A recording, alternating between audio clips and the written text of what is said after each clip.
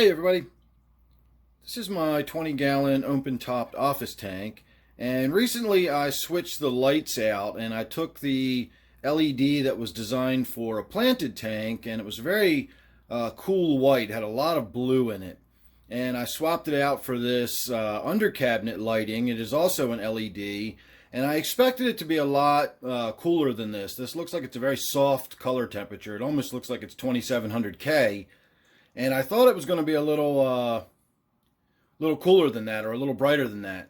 And what I've come to realize is that I don't think it's the actual color temperature of the tube itself. I think it's just the water is so tannin stained, it's making it look like it's got this sort of yellowish tint to it. If you look at the wall and the photos and everything, if you look at the color of the plants that are growing up and out of the tank, that does not come across as a very soft color at all. It looks like a very nice sort of bright white or a daylight type color temperature there, a correlated color temperature.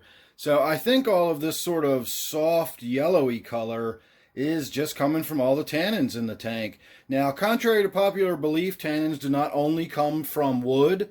You can see this little bit of wood right there. That is the only woodwork I have in the tank.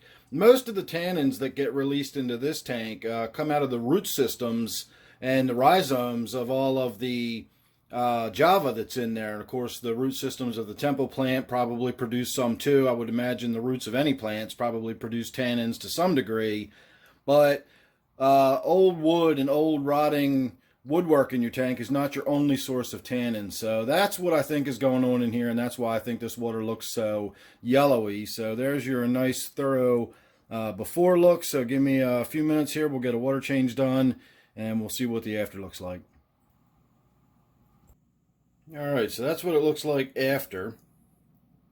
Now, I haven't had a whole lot of time to wait for the tank to settle down. It is still a little bit messy with the detritus and everything that you get right after a water change, but it is getting late and I got to wrap this video up, so we're going to go ahead and just do the after, even with a little bit of detritus left in the tank, as you still get the idea of how much clearer the water is.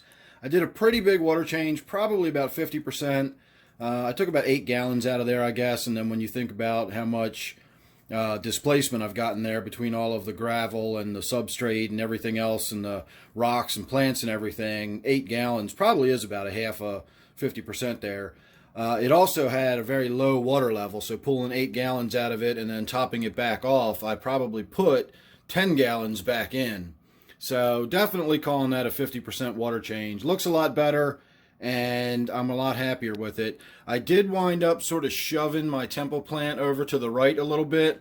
If I go in here and tug on these Java Fern Windelov in there, they're all rooted into the substrate, but you can just pick the whole mass up, and it just picks up a mass of substrate tangled up in the roots, and it basically is a self-contained planter at this point. I can just pick it up and put it anywhere on the substrate that I want, and it looks like it's grown right down into the gravel. So what I did was I sort of scooched this big chunk and this cluster right here. I moved it down and away from the heater and away from the filter intake a little bit, and in doing that it sort of shoved up against my temple plant and pushed it over to the side a little bit, but it'll straighten back up and grow just fine. In fact, I think what I'm going to do is trim this up. If you can see all of the little new growth I've got coming off all of those nodes, if I cut this right here and take these tops off, I will be able to simply allow those to branch and fork, and it'll get to be a lot bushier up here above the water. And that's my goal, is I want to have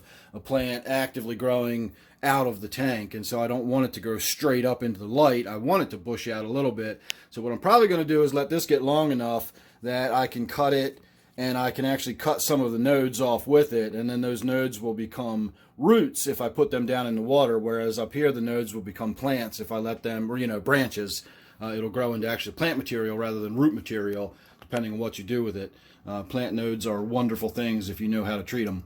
So that's about it. I also did want to finally add that one of my viewers recently told me that when the tips of my Java Windelov turned black like that, and you can see over here I've got a lot of black edges on them, they told me that fear not, it's not dying, it's actually getting ready to reproduce. And indeed, when I was in there, just a gentle raking with my fingers was able to pull that much babies and little medium-sized and small plants out of there. So as always, I will put my email down below if you're interested in any Java Windalove. I've got some water sprite. I've always got water sprite. I might be able to do a cutting or two of temple plant or something else. You never know what I might have plant-wise if you're interested in aquatic plants. So check out the description down below and you'll see my email. Go ahead, hit me up, and we can have a chat about whatever you're interested in plant-wise. So there you go. There's my before and after on my 20-gallon open-top office tank.